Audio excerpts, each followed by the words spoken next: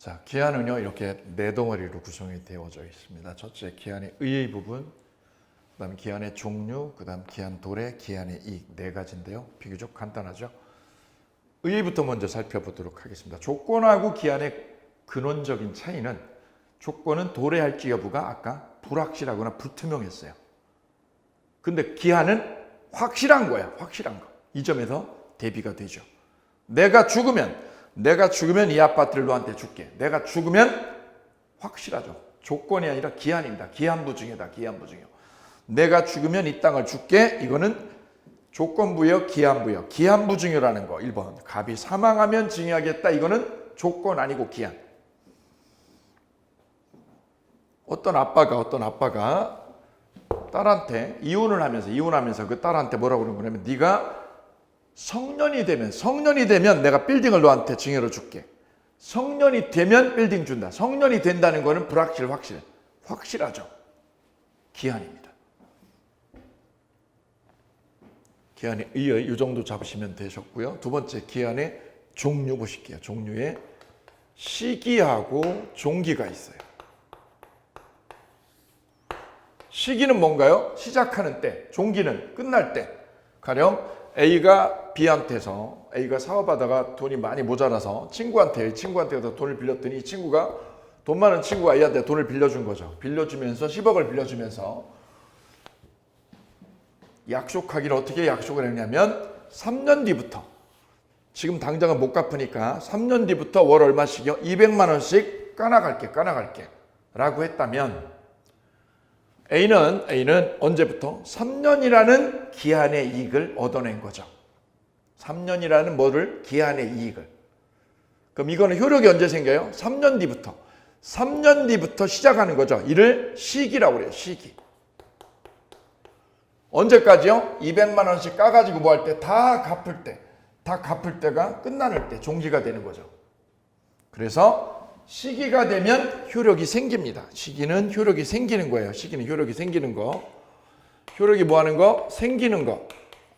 종기는 효력을 잃는 거. 효력을 잃는다. 이때가 되면 효력을 잃는 거죠. 내가 라카르물이요.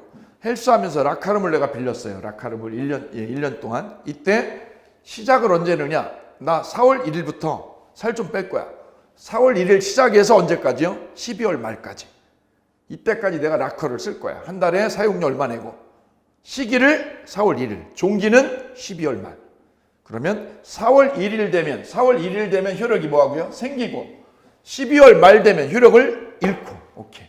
시기는 효력이 생기고 종기는 효력을 잃는 거다. 간단하죠? 두 번째 개념입니다. 두 번째 개념은 확정기한하고 불확정기한이에요. 여기가 조금 까다로워요. 확정기한. 확정이라는 건 뭘까요? 정해져 있다는 거죠. 기한이 정해져 있으면 확정기한이라고 그래요. 내가 성년이 되면 차 사줄게. 너 성년 되면 내가 차 뽑아줄게. 성년이라는 거는 확실한 거죠. 정해져 있죠? 확정기한. 내가 죽으면 말이야 아파트 줄게. 내가 죽는다는 거는 기한이에요. 왜요? 확실하니까. 언제 죽는 건가요? 언제 죽는지가 정해져 있지 않으니 이를 불확정기한 이렇게 불러주면 되겠네요. 그래서 확정기한의 반대말은 불확정기한이다. 이건 내년 1월부터 그러면 확정기한. 내가 죽을 때 그러면 불확정기한이다. 이렇게 정리하면 되겠습니다. 그래서 그 불확정기한에 별표해 볼게요. 불확정기한. 근데 이 시험에 불확정기한이 잘 나오는 이유는 이것 때문입니다. 옆에다가 이렇게 한번 써볼게요. 불확정기한 옆에다가. A가 B하고요. 임대 계약을 했어요. 그래서 상가를 임대를 줬습니다. 그런데 임차인이 좀 조급해가지고요. 시장조사를 안 하고 덜컥 계약을 한 거예요. 가서 운영을 하려고 보니까 완전 죽은 상권인 거죠. 완전 죽은 상권을 이분이 계약을 잘못한 거예요. 임차인이. 계속 손님도 없고 하나도 없어. 그래서 임차인이 주인한테 가서 계약기간이요. 계약기간 3년인데 예컨대 임차인이 주인한테 가서 뭐라고 그런 거냐면 내 사정 좀 봐달라고. 그러면서 보증금을 빼달라고 그랬어요. 계약도 아직 안 끝났는데 빼달라고 그랬어요. 그러면 법적으로는 빼줄 의무가 있어요? 없어요. 3년 뒤에 빼주는 거죠. 3년도 되기 전에 빼달라고 그랬어. 그래서 빼줄 의무가 없는데 임대인이 어떻게 했냐면 사정 봐줄게요. 내가 사정 봐줘서 빼드릴게요. 도와드릴게요. 단 언제 빼주느냐? 이 건물이 새가 나가면, 새가 뭐 할 때요? 딴 사람한테 나갈 때, 새가 나갈 때, 요때 보증금을 이게 새가 나가면 누구한테? 딴 사람한테 보증금 들어오죠. 그때 빼주겠다고 그런 거야. 새가 나가면 그 돈을 가지고 너한테 빼줄게 이 뜻이에요. 그래서 특약을 넣은 거예요. 뭐라고 특약을 넣은 거예요? 보증금을 내가 나한테 빼주는데 언제 빼준다? 새가 나갈 때. 근데 이게 하루 지나고 한 달 지나고 3개월 지나도 새가 안 나가는 거죠. 안 나가는 거야. 그러면 주인은 보증금을 빼줘야 될까요? 안 빼줘야 될까요? 이 문제가 생겼어요. 이 문제입니다. 이 문제. 새가 나갈 때 빼준다라고 그랬죠? 근데 새가 안 나가는 거지 계속해서. 그럼 B는 임차인 이걸 받을 수 있을까요? 이 문제가 불확정 기한하고 직결되어 있어요. 자, 불확정 기한은 이거예요. 서로 뭐 한 거? 특약한 거. 특약한 사실이죠. 특약한 약속이요. 이 특약이 뭐 하면 발생한 때. 특약이 뭐 했다? 발생한 때. 특약이 발생했다. 그럼 뭐가요? 새가 나갔죠. 나가면 어떻게 해야 돼? 돈을 빼줘야 되는 거지. 반대로요. 이 특약 사실이 뭐죠? 새가 나갈 때죠. 새가 나가는 것이 발생이 불가능으로 됐다. 불가능으로. 발생이 뭐 하는 걸로? 불가능으로 확정되었다. 말이 좀 어렵네요. 어려운데 따라오셔야죠. 확정됐어. 어떻게 확정됐어요? 새가 뭐 하는 걸로? 나갈 때 빼주는 건데 나가는 거요. 나가는 게 불가능한 거로. 새가 나가는 것이 뭐 하는 걸로? 불가능한 거로. 발생이 불가능한 거로. 발생이 불가능으로 확정됐다. 그 말은 뭐예요? 새가 안 나가는 걸로 확정됐다는 거야. 그럼 어떻게 해야 될까요? 그래도 돈을 빼줘. 발생해도 빼주고요. 새가 나갈 때도 빼주고 돈 주고 돈 줘. 발생이 뭐 하는 거로? 불가능으로 확정돼도 돈을 줘. 이러면 이를 뭐라고 그래요? 불확정 기한이라고 그래요. 이거는 불확정 기한이다. 이 특약은. 불확정한 뭐를요?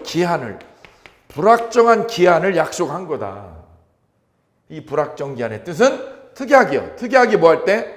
발생할 때도 돈을 빼주고 발생이 뭐 하는 거로? 불가능으로. 발생이 불가능으로 확정돼도 돈을 빼주라는 거야. 이런 의미로 해석이 될 때 이걸 뭐라고 표현한다? 불확정 기한이다 라고 얘기하는 거야. B가 세를 얻었죠? 안 나가요. 왜 안 나가요? 하고 따져봤더니 상가 여기 101호 여기 102호 여기를 얻었어요. 102호를 얻었어 얘가. 여기 지금 세를 운영하고 있는데 가게가 너무 안 되는 거죠. 그래서 이분이 가서 사정을 한 거죠. 빼달라고, 보증금 빼달라고. 가게 안 되니까. 그래서 편히 봐주겠다. 언제 세가 나갈 때 빼줄게. 그런데 옆집에서 신발 가게를 했는데 이 신발 가게가 신발 쌓아두는 공간이 비좁으니까 이분이 어떻게 한 거예요? 여기다 쌓아두기 시작하다가 여기 지금 사람도 운영을 안 해. 운영을 안 하니까 이분이 어떻게 한 거예요? 옆에다가 신발을 쌓아두기 시작한 거예요. 쌓아두다 보니 어떻게 된 거예요? 옆집 신발 가게가 여기를 다 덮쳐버린 거지. 이렇게 앞에를. 그러니 여기가 빈 가게죠. 빈 가게지만 남들이 볼 땐 뭐 같아? 이 신발 가게 일부 같죠. 그러니 여기가 새가 나가요? 안 나가죠. 안 나간 상황이 생긴 거예요. 불가능한 상황이 확정됐죠. 그 말은 새가 나갈 때만 빼주는 게 아니라 새가 나가지 않는 걸로 확정되면 돈을 빼준다는 뜻이라는 거야. 이를 무슨 기한? 불확정 기한이라고 그래요. 오케이. 불확정 기한의 뜻은 특약 사실이 뭐한 때? 발생한 때 뿐만 아니라 뭐해도 발생이 불가능으로 확정돼도 새가 안 나가게 되더라도 돈을 빼준다는 의미다. 이런 의미로 해석이 되면 이를 뭐라고 그런다? 불확정 기한이 도래한 거다. 오케이. 거기 별세개하고 두세 번 읽어주실게요. 다음 기한의 도래. 위에 사례를 가지고 보도록 하겠습니다. 자, 10억을 빌리면서 뭐라고요? 3년 후부터 얼마씩이요? 월 200만 원씩 갚기로 했다. 그죠? 그럼 언제가 기한이 되는 거예요? 3년 후부터죠. 3년 후부터가 기한이 도래한 거죠. 그럼 기한은 효력이 언제 생겨요? 기한이 뭐한 날? 도래한 날부터. 기한이 도래한 이때부터 효력이 생깁니다. 너 300만 원씩 까야 돼, 줘야 돼, 송금해줘야 돼. 언제부터? 3년 후부터. 기한 도래한 이때부터죠. A가 죽으면 내가 죽으면 아파트 줄게. 그럼 언제 주는 거죠? 죽은 때. 죽은 때가 바로 뭐죠? 기한이 도래한 때. 그때부터 효력이 생기는 겁니다. 오케이, 별표.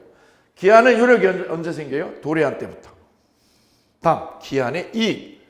자, A가 돈을 언제부터 200만 원씩 까기로요? 3년 후부터. 이 3년 후를 뭐라고 그러죠? 기한의 이익이 있다라고 그래요. 기한의 이익. 채무자는 3년 동안의 기한의 이익을 누리게 돼요. 만기가 도래하기 전에 누리는 이익. 그 이익을 무슨 이익? 기한의 이익이라고 해요. 이건 누구를 위해서 둔 거예요? 채권자, 받을 사람이에요? 돈 줄 사람? 채무자. 채무자를 위해서 둔 거죠. 그래서 기한의 이익은 누구를 위한 거? 채무자를 위한 걸로. 채무자를 위한 걸로 시험 잘 나와요. 간주가 아니라 추정한다. 여기 추정의 별표. 추정의 별표합니다. 간주 그럼 틀려요. 간주한다 그럼 틀립니다. 시험 많이 나왔어요. 간주 아니에요. 추정입니다. 추정. 이거 써주시기 바랍니다. 간주 그러고 X요. 추정이다. 추정. 기한은 누구를 위한 거? 채무자지. 채권자가 아니라 채무자를 위한 걸로 추정하는 거다. 별표.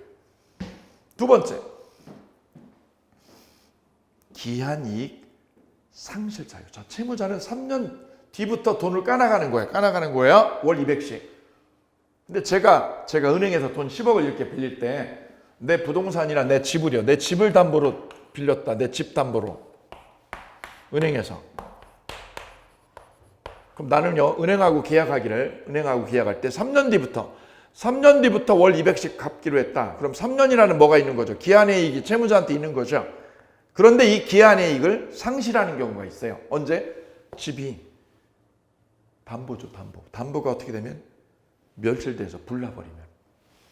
담보가 멸실되면 기한의 이익을 상실해요. 꼭 기억하실게요. 기한이익 상실 사유의 대표적인 게 뭐다? 담보를 손상했을 때다. 집이 불나버리면. 오케이, 별표. 그 다음 기한이익 상실 특약이 있습니다. 기한이익 상실하기로 하는 뭐요? 특약이 있어요. 특약.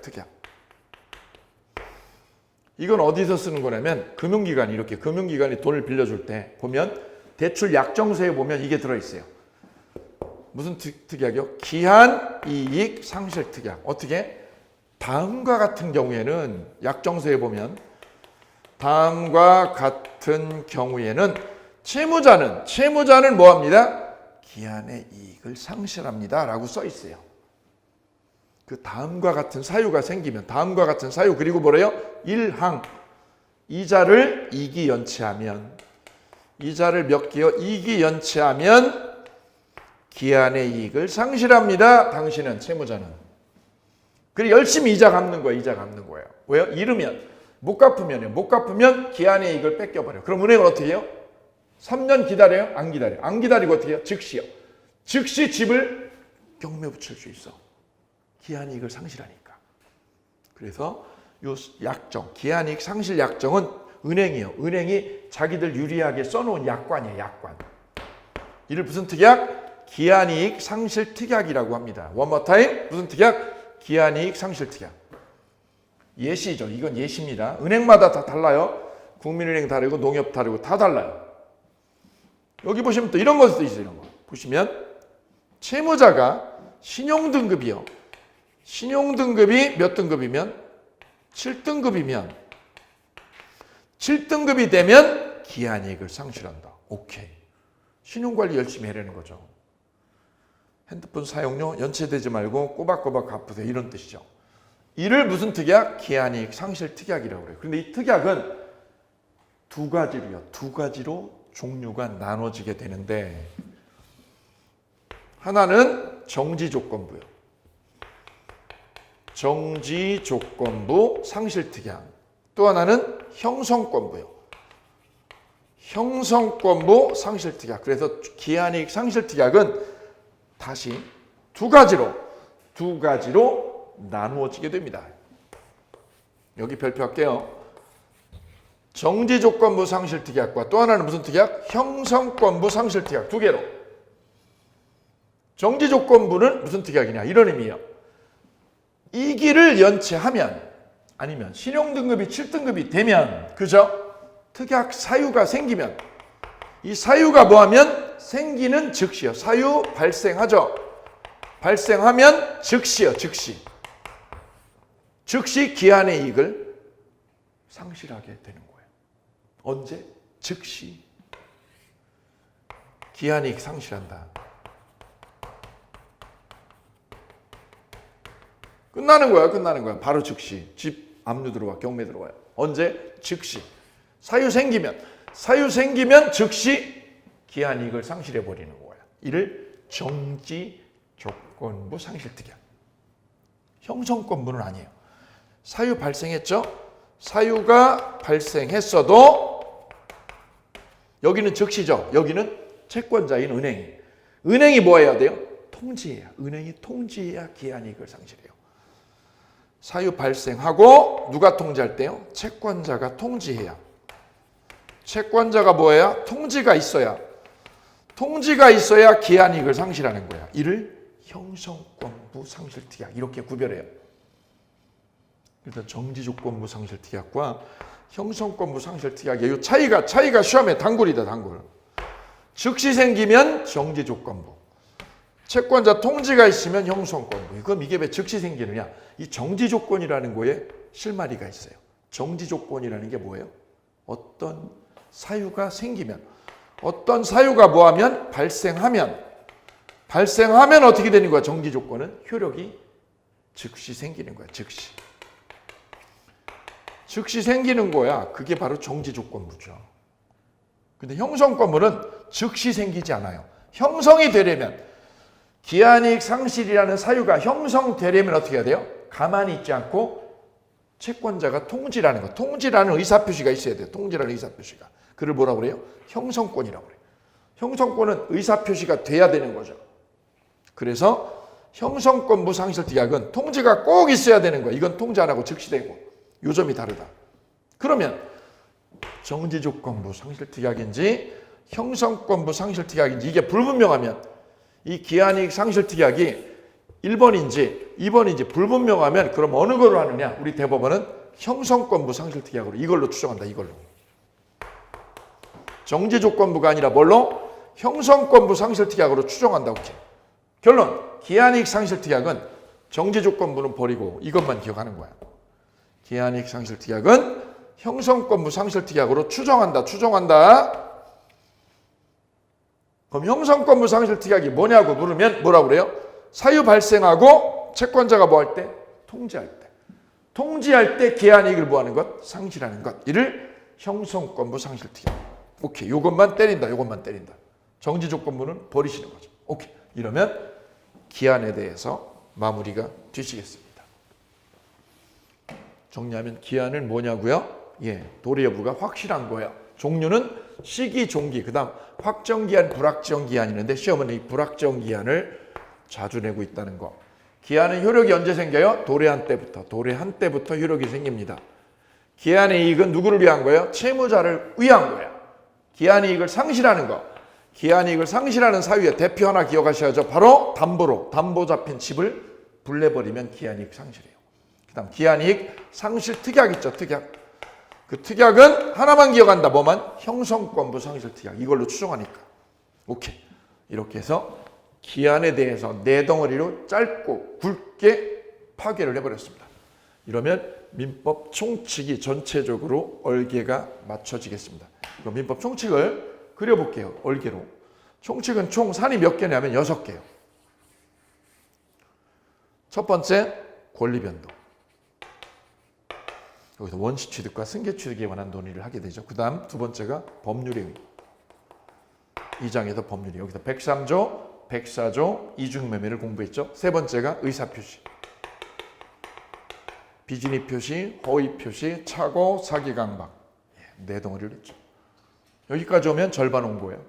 1장 권리변동, 2장 법률의 의무, 3장 의사표시. 절반 왔어, 절반. 이제 한 번 더 곱이 넘어가면 돼요. 사장이죠. 사장이 바로 법률에 의해 대리.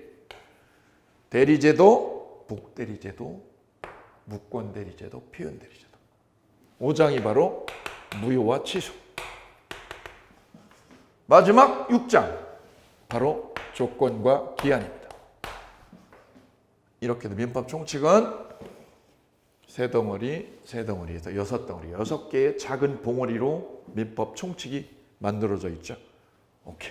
이렇게 해서 민법 총칙 강의를 마치겠습니다. 물권법 펼쳐 보이도록 하겠습니다. 물권법은 물건에 대한 배타적인 지배권을 다루는 과목입니다. 내가 예컨대 아파트를 가지고 있다. 나는 땅을 가지고 있다. 나는 땅 아닌 아파트도 아닌 자동차를 가지고 있다. 이런 물건 등등을 뭐하고 있어요? 지배하고 있죠. 바로 이 지배 부분을 다루는 파트. 여기가 물권법이 되겠습니다. 뭐를 지배하는 거냐? 물건을요. 물건을. 주로 우리는 부동산을 중개를 하니 부동산에 대한 지배권을 다루는 파트. 바로 여기가 물권법입니다. 그럼 물권법은 뭐를 물권이라고 정의하느냐? 물건에 대한 배타적인 지배권. 배타적이고 직접적으로 내가 지배를 하느냐? 뭐를? 물건을. 물건이 뭔데요? 부동산을. 부동산과 동산을 물건이라고 얘기를 하고 부동산을 뭐하는 권리? 배타적으로 지배하는 권리. 이를 물권이라고 해요. 반면에 채권은 청구하는 거죠. 써볼까 이렇게요. A가 은행 가서 돈을 빌렸어요. 빌리면 돈을 빌려온 사람은 채무자. 빌려준 사람은 채권자. 채권자는 빌려간 사람에게 뭐 해달라고 그래요? 돈 갚아달라고. 갚아달라고 청구하죠? 이를 청구권, 채권이라고 하네요. 돈 갚으라고. 청구권 또는 채권 이렇게 얘기하네요. 채권. 그럼 이 채권은 누구한테요? 꿔간 사람한테 요구하는 거예요. 이 사람한테만. 그래서 채권은 이 사람한테만 돈을 받는 거예요. 만약 A가 죽어버리면 얘는 돈을 못 받아요. 왜요? 채권은 이 사람한테만 권리 행사할 수 있는 거예요. 상속인이 상속받지 않는 한, 채무를 상속받지 않는 한 이거는 이 사람한테만 받는 거예요. 그래서 채권은 특정인에게 요구하는 거예요. 특정인에게. 이 사람한테만. 너한테, 얘한테만 하는 거죠. A의 배우자한테, A의 아들한테 해요? 못해요? 왜요? 배우자가 채무자가 아니죠. 꼬은 사람 A니까 A한테만 하는 거죠. 그래서 채권은 누구한테? 특정인에게만 요구할 수 있는 거예요. 이게 채권의 특징. 근데 은행이 이 집을 저당을 잡았다. 여기다 뭐를 잡아놨다? 저당을 잡아놨다. 저당권이라고 이 집이요. A의 집이, 아파트가 등기가 되면, 등기가 돼 있죠? 물건은 등기가 돼 있어야 됩니다. 등기가 되면 이 집을 뭐 할 수 있어요? 배타적으로 지배할 수 있죠. 처분할 수 있죠. 처분권이 있어. 경매 처분할 수 있죠. 이 집 주인이 A가 됐든 이 집을 새로 사간 사람이 C가 됐든 새로 집 샀죠. 사간 사람이 C든 뭐든 집에 대해서 부동산에 대해서 지배권을 가지고 있죠. 이게 물권입니다. 그래서 채권은 이 사람한테만 하는 거고 이 물권을 이게 누구든 상관없어요. 이 물권 주인이 누구든 상관없죠. 그래서 물권은 모든 사람한테 효력이 있는 거예요. 물권은. 채권은 누구한테? 채무자에게만. 반면에 물권은 누구한테요? 모든 사람에게 효력이 있는 걸 뭐라고 부른다? 물권이라고 부른다. 만약에 이 집이 B 앞으로 전세권이 등기되어 있다라고 가정해 볼까요? 전세권이 등기되면 B 앞으로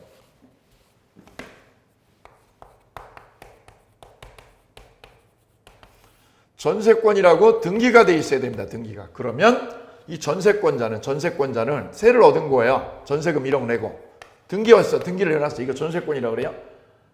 그때 주인이 바뀌었어. 누구로? C로 바뀌었다. 그래도 얘는 전세권을 누구한테도?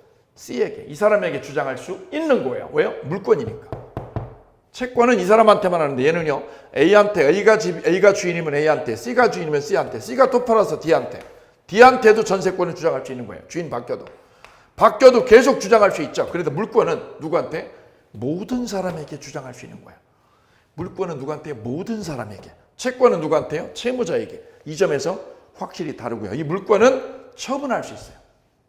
내가 지배하는 전세권을 뭐 할 수 있어요? 처분할 수 있어요. 내가 소유권 가지고 있죠? 내 소유권 처분할 수 있어요. 내 전세권 처분할 수 있어요. 그래서 물권의 특징은 지배한다는 거예요. 배타적으로 지배한다는 거, 그리고 처분할 수 있다는 거. 두 개를 꼭 기억하십니다. 자, 그러면 그 물권의 객체를 따라가 보도록 합니다. 물건을 지배하는 겁니다. 물건을 지배하는 겁니다. 물건을 뭐 하는 걸요? 배타적으로 지배하는 게 물권이다. 내가 차를요, 내 집을 지배하는 거야. 그래서 물권의 객체는 물건이라는 겁니다. 그럼 물건은 뭐가 있어요? 부동산과 동산으로 나눈다. 부동산은 등기로 공시가 될 거고요. 동산은 뭘로요? 점유로 공시가 됩니다. 준부동산이라는 게 있는데 그건 뭐냐? 자동차나 선박 같은 거, 그죠? 그거는 등록을 하죠. 등록을. 준부동산 내지는 의제부동산이라고도 하는데 별 의미 없어요. 그냥. 부동산은 뭘로? 등기로, 동산은 점유로. 특히 20개 집단이요. 20개 집단은 뭘로요? 울타리 치죠. 이렇게 울타리. 내가 20을 청구루를 심어놔서 산에다가 그 청구루를 내 거라고요. 내 거라고 소유자 표기하는 방법이 있는데 그게 뭐냐? 울타리를 치고 이렇게요. 울타리를 에둘러 치고 거기다 어떻게 해요? 편말을 붙여. 뭐라고? 소유자 강호동, 소유자 유재석이라고 편말을 붙이는 거죠. 이를 뭐라고 그래요? 명인 방법이라고 한다. 이것도 내 거라고 표시하는 거야. 내 거야, 내 거. 건들지 마.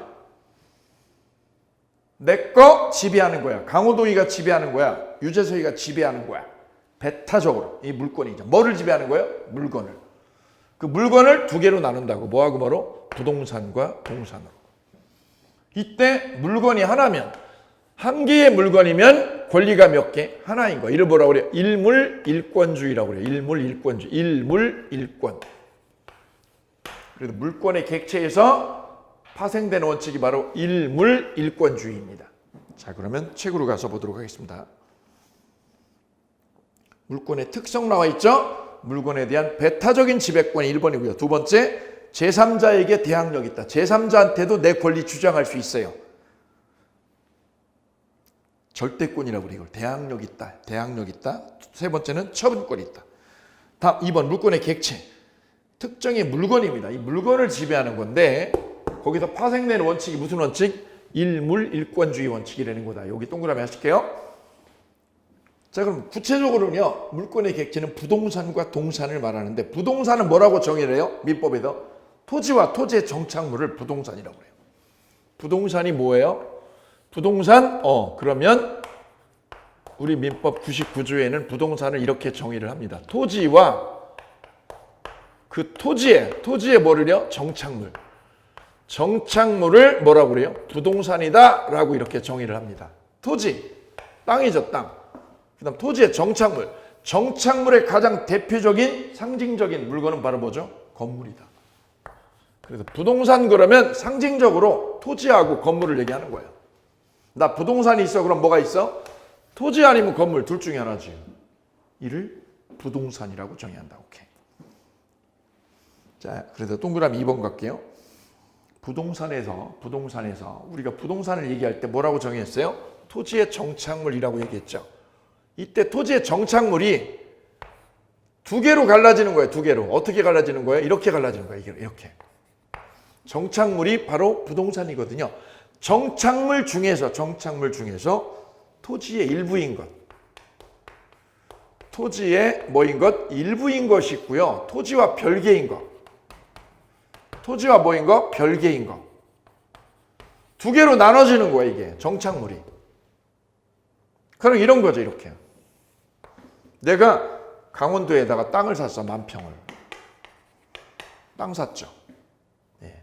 그 땅에 정착물을 한번 꼽아볼까요? 땅에는 정착물. 내가 거기다 뭐를 줬어?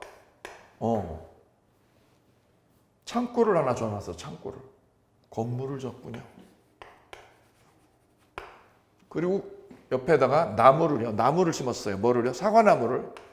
사과 나무를 심었죠. 나무도 토지의 정착물이죠. 건물도 정착물, 나무도 정착물. 사과나무 정착물이죠. 정착돼 있죠.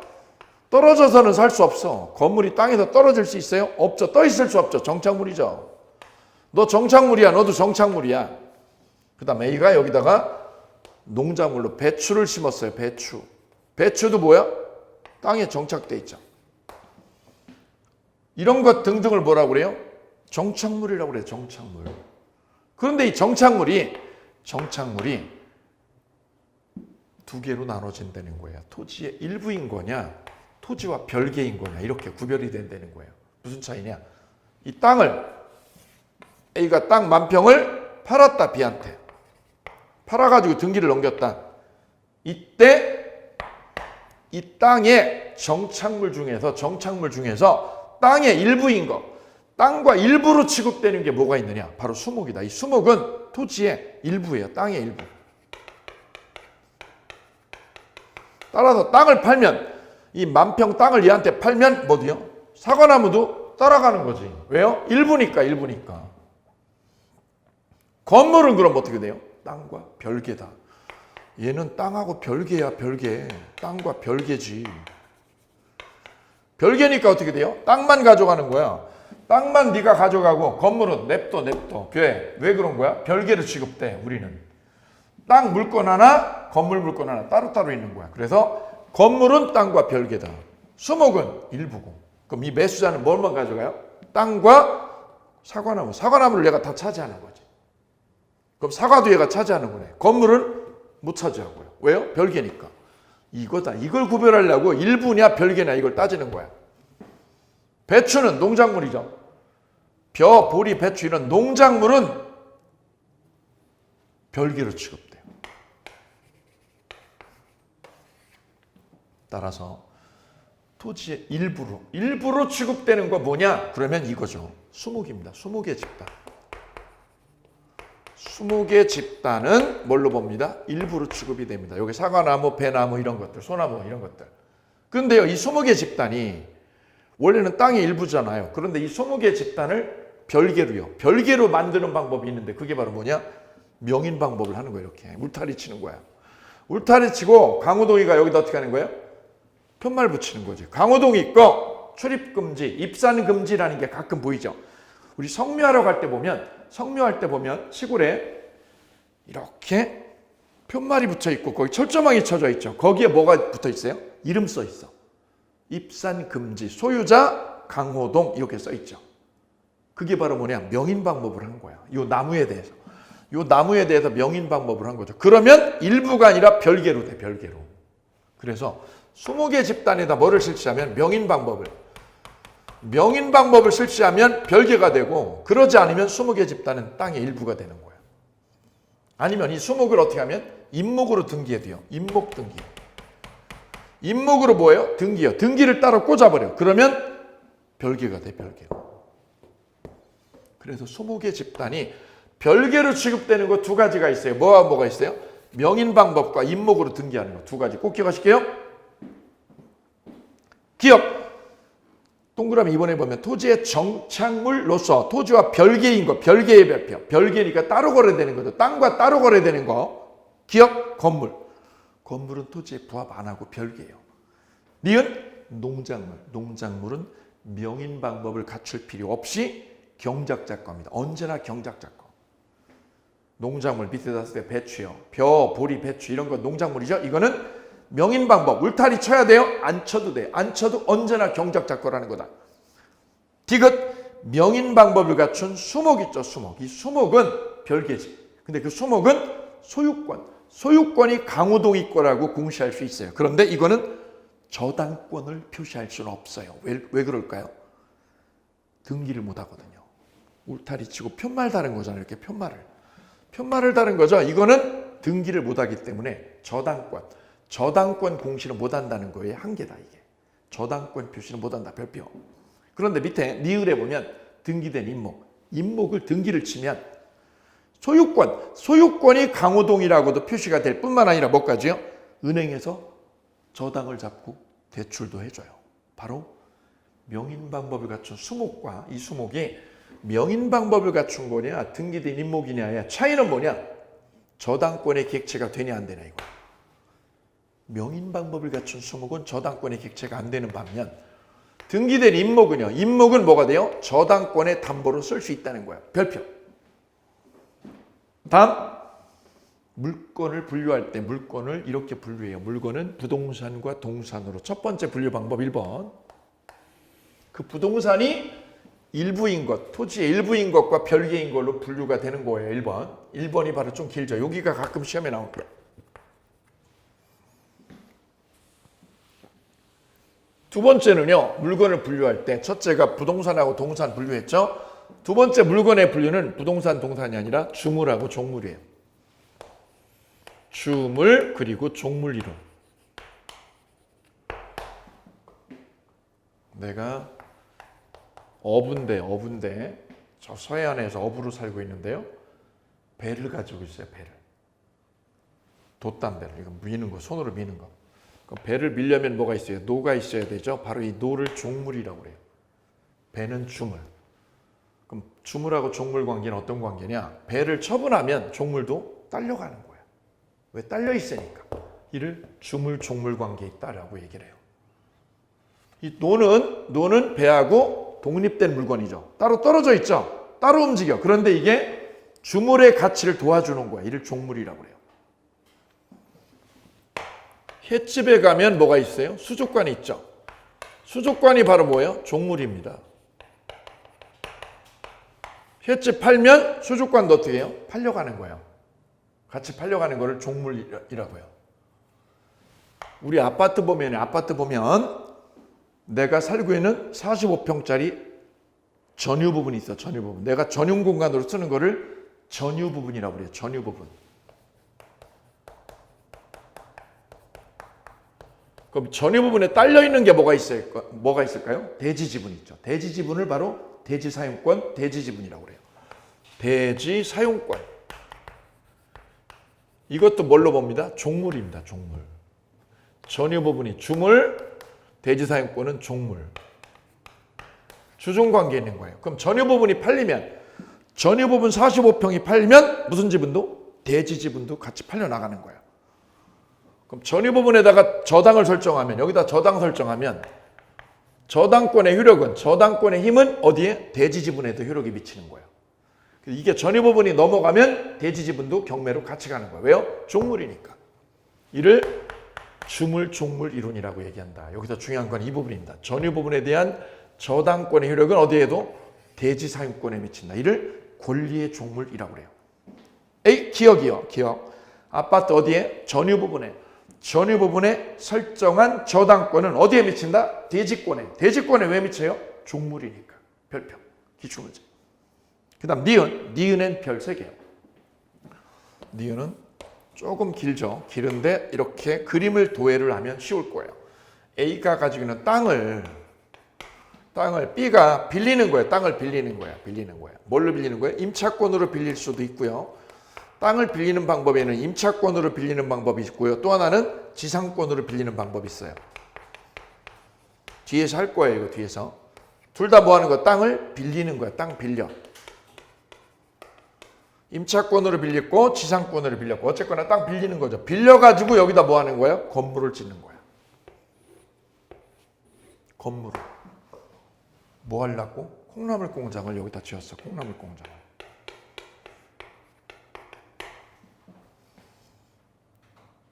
그리고 그 콩나물 공장은 그럼 누구 거예요? B 거죠. B가 빌려가지고 여기다 공장을 지은 거죠. 건물을.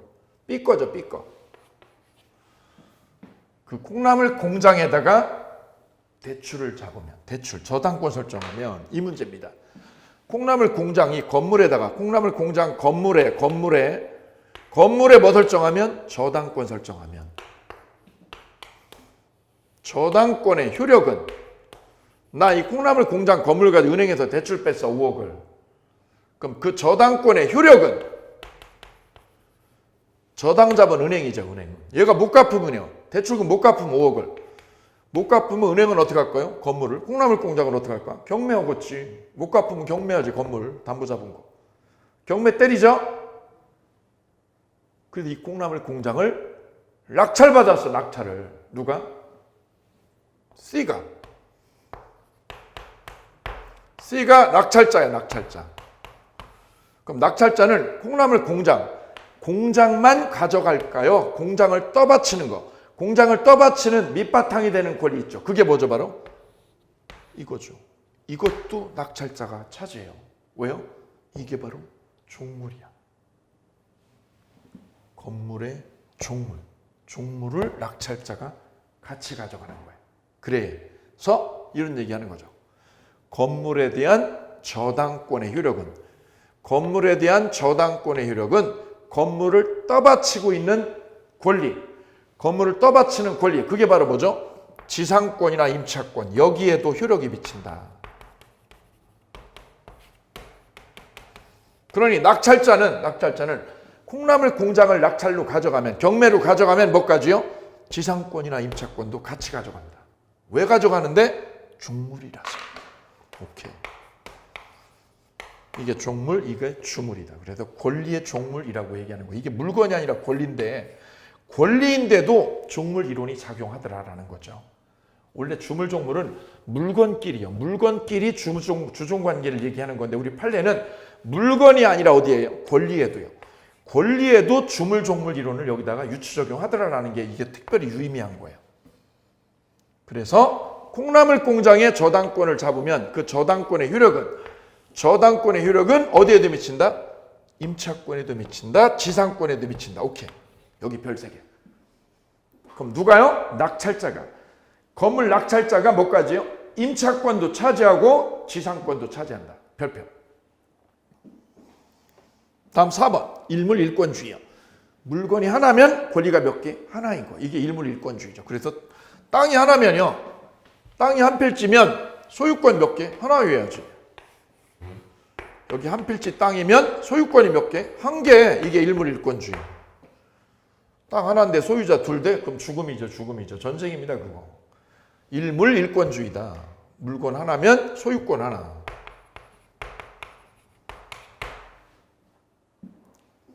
기억. 한 필 토지 일부의 별표.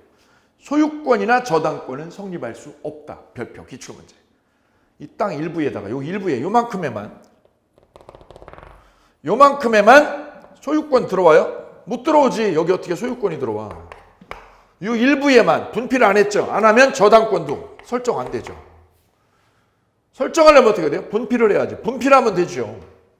조심할 거는 요 일부에 취득 시효는 돼요. 취득 시효는 됩니다. 취득 시효는. 왜요?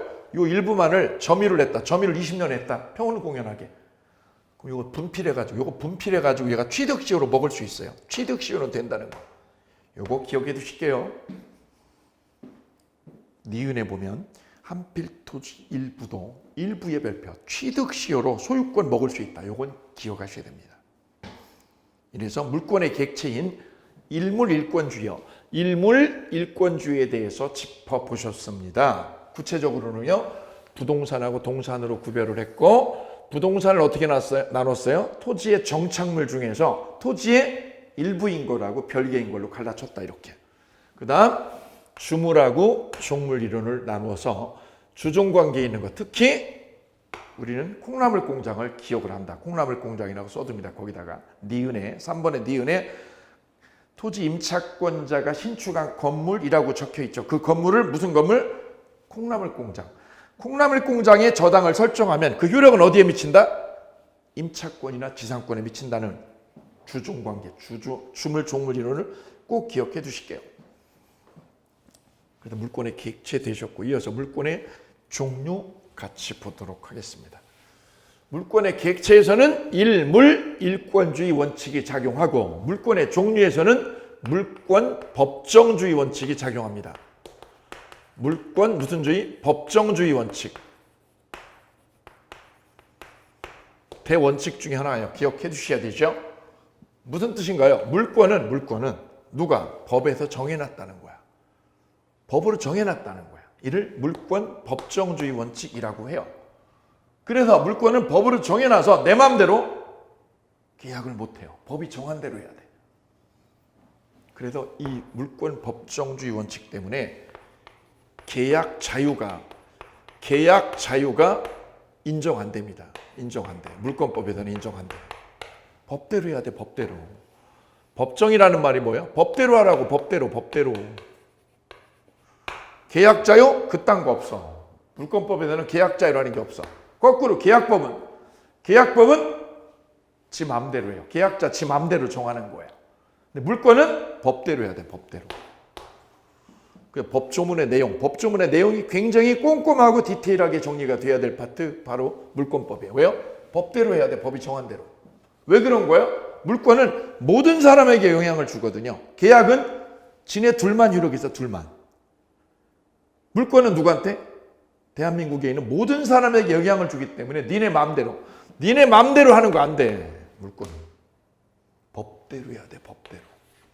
이를 무슨 주의? 물권 법정주의 원칙이라고 해서 민법 185조가 적어놓고 있습니다. 185조 가보실까요? 1항 볼게요. 1항 물권은 형식적 법률이나 뭐만으로 관습법으로만 창설할 수 있습니다. 법률 그리고 뭐만으로 관습으로만 창설할 수 있어요. 이를 무슨 주의? 물권 법정주의라고 그래요. 법률이나 관습법의 밑줄이요. 그 법에는요. 우리 민법에는 그러면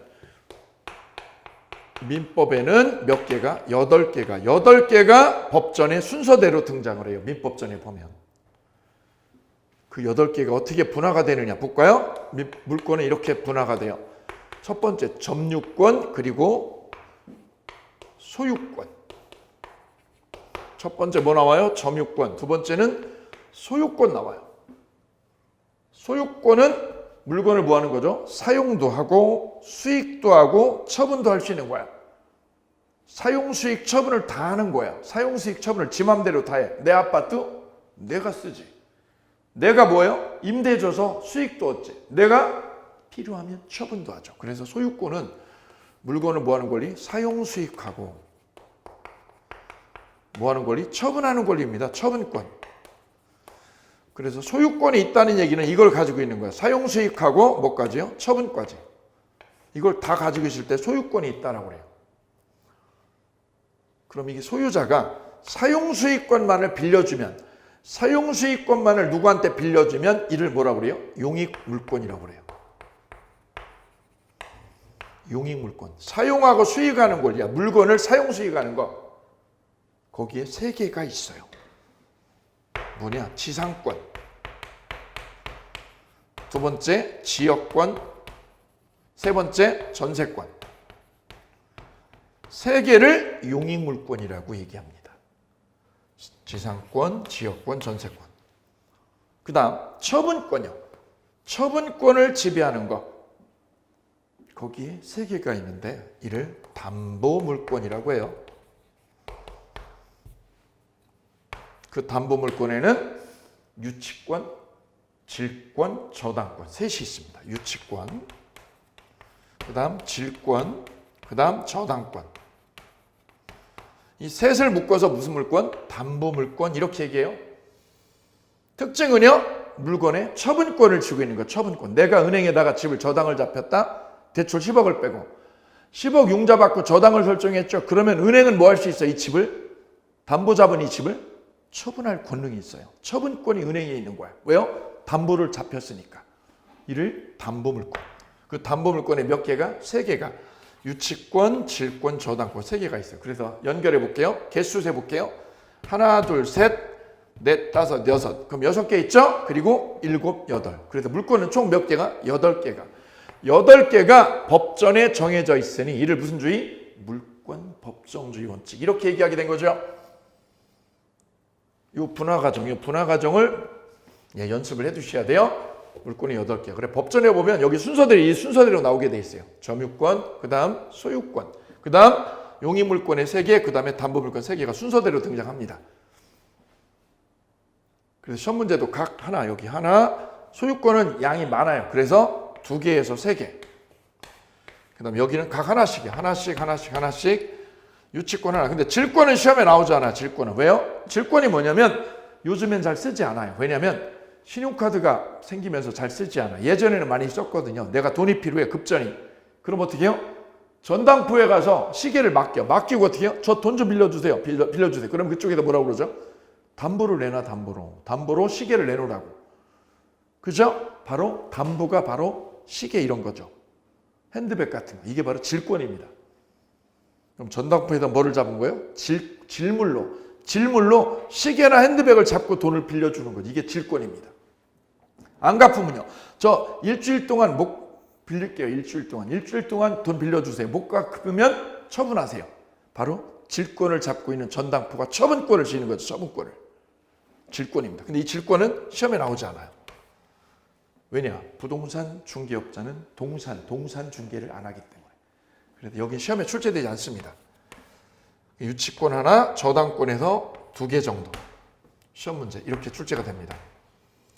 하나, 셋, 넷, 다섯, 여섯, 여덟, 아홉. 그리고 총론에서 이쪽에서 5문제. 그래서 14문제 정도가 매년 물권에서 출제가 되겠습니다. 총 물권은 몇 개고요? 8개고. 이를 물권 법정주의 원칙 이렇게 잡으시면 되겠습니다. 다음 3번 볼게요. 관습법상 물권이라고 되어 있죠. 자, 물권은 제가 소개를 하기를 법으로 만들 수 있어요. 법으로. 몇 개가? 8개가 법으로 정해져 있네요. 이게 물권 법정주의죠. 민법에 8개. 그리고 특별법에도 있어요. 참고로 특별법에. 예컨대 광업권이라는 거. 이거 특별법에 있어요. 민법에 없어요. 특별법에. 어업권, 어민들이 고기를 잡을 수 있는 권리. 어업권. 이거 허가받아야 돼요. 허가받은 어민들만 물고기 잡을 수 있어요. 양식하고 이러죠. 양식한 것들 있죠. 조개 이런 것 등등, 굴 같은 것 등등. 이거 누구만? 그 어민만. 어업권 허가를 얻은 어민만 채굴을 할 수 있죠. 어업권이라고 그러죠. 이것도 특별법에 있는 물권입니다. 굴을 아니면 조개를 지배할 수 있죠. 지배할 수 있는 물권이 있는 거예요. 어민들이. 특별법에도 있어요. 특별법에도. 어업권이나 광업권 같은 것들. 그런데 법률이 아니라 어디요? 관습법에도 있어요. 관습법에 의해서도 물권이 인정되는데 그게 바로 대표적으로 뭐냐? 분묘기지권이라는 겁니다.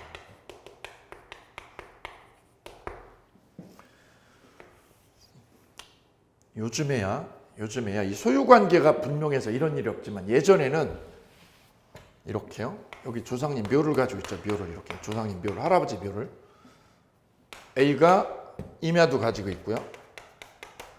이 상태에서 이 할아버지 묘도 A 거예요. A가 모시는 묘죠. 이때 A가 돈이 급하게 필요해서 팔면 임야만 팔았어. 임야만 C에게 팔아먹었어요. 그러면 임야 주인이 누구로 바뀌어요? C로 바뀌죠. 그럼 임야는 누구 거고요? C 땅 됐죠. 근데 묘는요, A가 가지고 있죠. 이때 이 A가 묘를 누구 땅에 가지고 있어요? 자기 땅이 아니라 누구 땅을? 남의 땅에. 남의 땅 위에 묘자리가 이렇게 돼 있죠. 이때 이분이 여기를 쓸 수 있는 걸. 이게 바로 분묘기지권이에요. 묘자리 이용하는 거죠. 묘자리 이용하는 거를 바로 분묘기지권. 이건 민법이 아니라 어디에서? 관습법. 우리 관습으로 인정한 물권입니다. 분묘기지권. 그리고 관습상 법정지상권이라는 게 있어요. 관습상 무슨 지상권? 법정지상권. 이거 나중에 보도록 합니다. 가령 여기에 건물이 있었다. 여기 임야에 창고가 하나 있었어. 창고. 근데 A가 창고 가지고 있고요. 묘도 가지고 있었거든요. 근데 돈이 급해서 임야를 팔아먹었어. 얘한테. 매매로요. 임야를 매매로 팔아넘기죠. 그럼 임야가 누구로 바뀌어요? A에서 누구로? C로 바뀌죠. 그럼 여기 묘가 누구 땅에 있어? C 땅에 있고 건물도 누구 땅에? C 땅에 있죠. 그러면 이 묘하고 건물을 어떻게 해요? 땅 위에 있을 수 없죠. 그럼 누구 땅에? 남의 땅 위에 이 건물이 자리해야 되고 묘가 자리해야 되죠. 건물이 여기 묘가 있으면 뭐를요? 분묘기지권을 인정하고 건물이 있으면 뭐를 인정해요? 관습상 법정지상권을 얘한테 주는 거야. 여기를 쓰라고 여기를 쓰라고. 이걸 무슨 지상권? 관습상 법정지상권이라고 그래요. 뒤에서 봅니다. 상세하게. 이건 다 어디에서? 관습에 의해서 생긴 물권이라는 거 기억합니다. 관습상 물권. 그 다음 관습상 물권이 아닌 것. 이게 가끔 시험 나오는 거죠. 거기에 삼각형 하실게요. 삼각형. 관습상 물권인 거, 물권 아닌 거. 물권 아닌 거. 자, 무허가 온천공사라고 머리 글자 따놨어요. 무허가는 뭐죠? 무허가 건물을 양수한 사람. 온천은요? 온천권. 온천권은 관수상 물권이 아니에요. 판례에 의하면. 그 다음 공은요? 공원이용권. 사는 사도통행권. 네 가지죠. 무허가 온천공사. 무허가 온천공사. 같이 해보실게요. 무허가 온천공사. 무허가는 뭐죠? 무허가 건물 양수인. 온천은 온천권. 공은 공원이용권. 사는 사도통행권. 이 네 가지는 관습상 물권이 아니라는 거죠. 시험 문제 이렇게 나오는 거예요. 다음 중 물권이 아닌 거. 물권이 아닌 걸 골라라. 그럼 이거 고르면 되죠. 이건 물권이 아니죠. 무허가 온천공사. 오케이. 이렇게 해서 물권의 객체 그리고 물권의 종류까지 이번 시간 정리 끝내셨습니다.